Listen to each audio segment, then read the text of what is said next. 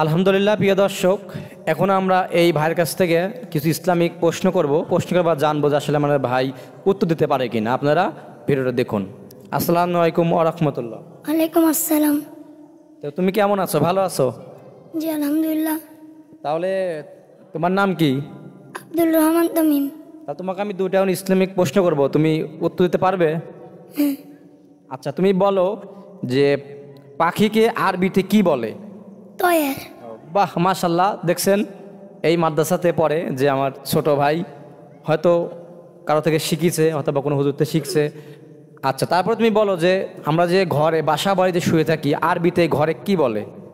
আরবিতে ঘরে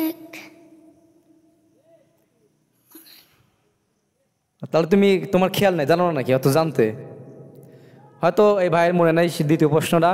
যাই হোক, আপনারা যারা ভিডিওখন দেখতেছেন অবশ্যই ভালো লাগবে। এখন এই ভিডিওটা এই পর্যন্তই। আল্লাহ হাফেজ।